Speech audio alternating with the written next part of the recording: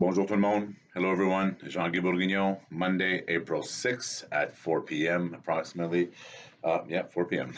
So I wanted to touch base today, further to my talk of yesterday. Today is EFA9, and what I want to cover today is definition of the word, and also supply and the demand, uh, meeting that demand. And when I look at the word work, and the reason I'm bringing this up because I got a few calls this weekend from individuals, and today conversation, what does it mean? So there's government requirements that are coming out and regulations and rules, and the same thing with the province and the cities are imposing things, and then they put out information. And I've mentioned this in previous videos where people are putting out information, government bodies, where the other boots on the grounds have no clue. Whether it's the government releasing information on banks, but the banks have no idea until, like I've told you before, it's like they're playing football. Is he going right? Are they going left? What are they doing? Right. So that's what they're doing right now. They're pivoting. They're in the ring. What are they announcing? What do we have to do? And that's what's happening. The mayor of the city of Ottawa, nation's capital of Canada, had no clue last week, or was taken off guard. Let's just say that.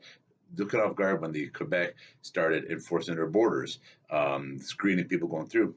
Nice and safe. Giddy up. Do what we need to do. However, the boots on the ground, the mayor of the nation's capital that right on the border that should be involved in the conversation, communication, right? Contingency plans. We talked about communication. These are things that's critical. Those are critical steps. If the neighboring city, the mayor of the biggest, not the biggest city, but the nation's capital in Canada is not aware that you're going to stop the borders at their bridges, come on, right? Let's communicate. Let's share information here. A simple phone call between the heads of the heads, right? The whether it's the heads of state, heads of government, heads of departments, heads of businesses, share the information with the boots on the ground. So now I'm going back to the word work.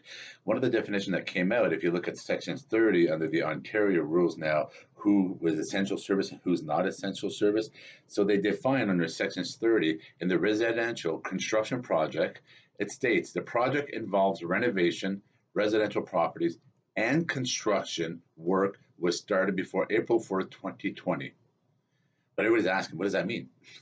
What does that mean? And I said, well, look at the word work. Let's find a definition. Well, there is no definition in that document, and whatever they attached with it, there was no definition of the word work. And if I go to the Employment Standards Act and the regs and regulations, I don't find the word work specifically. Right? I'll talk about a project, I'll talk about a worker, talk about a thing, but the work is specifically to the word work. It's not there, it's not defined. And then we're going to go back to the regulatory definition of the word work under the dictionary. And under the dictionary, the term work states it's basically activity involving mental or physical effort done in order to achieve a purpose or result.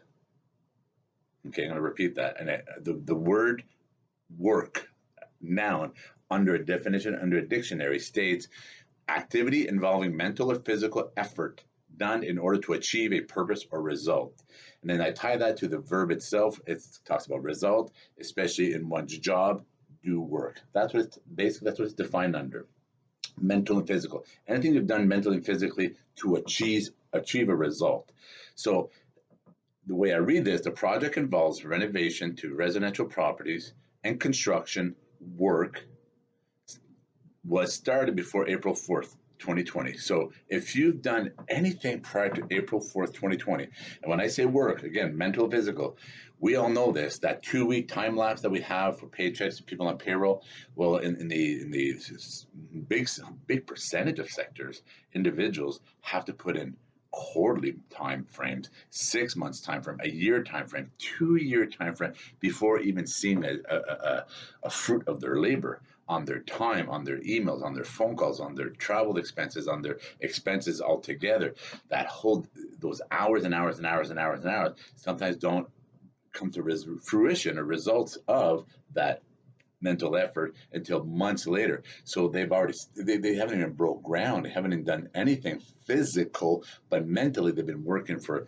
I'm one of those guys. A year and a half on one project right now. A year and a half of time with my team and effort and finances and everything, and we still haven't seen the fruit of a result. But that's business. That's what happens. So when I'm looking at that definition, people that are asking me, to me, unless somebody can send me the definition of the word work under that section there, if you can define it differently from what I'm seeing, is if you've done anything, you can prove through emails, through phone calls, through conversations, through business relationships, through documentations, through anything. If you can prove any work that was done prior to April 4th, 2020, that's tied to what you have going on today, that'll prove to give you fruition to all your time and financing, etc.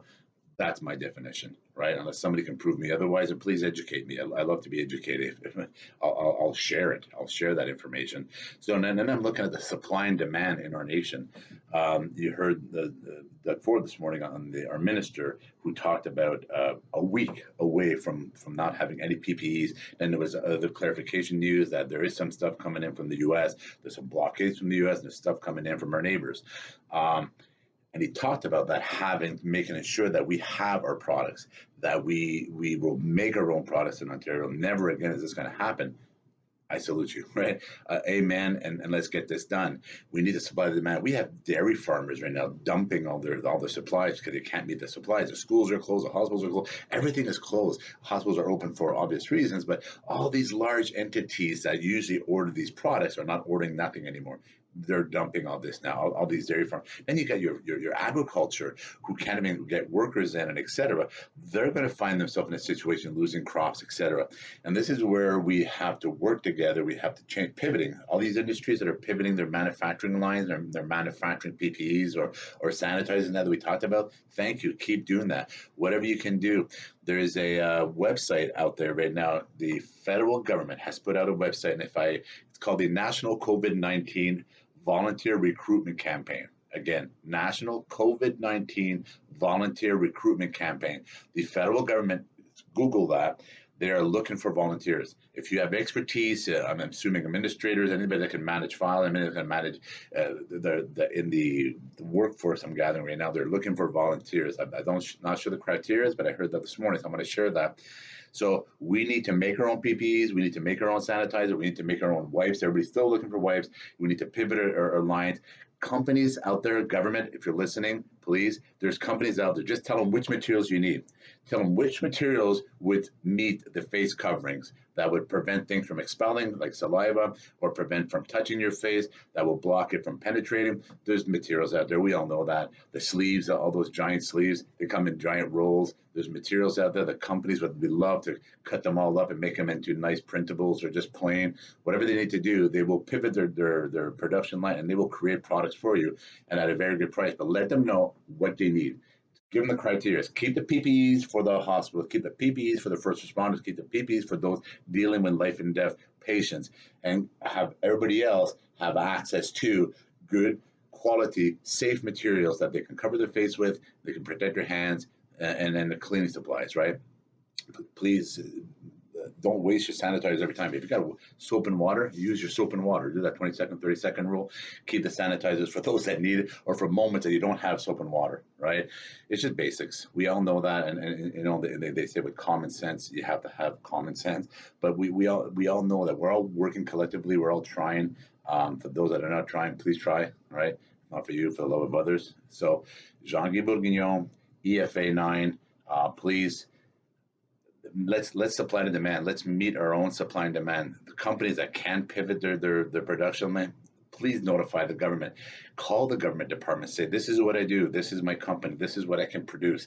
Let them know. Let the people's in the power go from the top down, just like you do that hustle. Find that top down, and people that can have solutions. Please notify your government departments. I have solutions. Let the people at the table know that you can provide a solution to them. Okay, Jean-Guy Bourguignon, EFA9, wishing you the very best of a healthy and productive week. Thank you.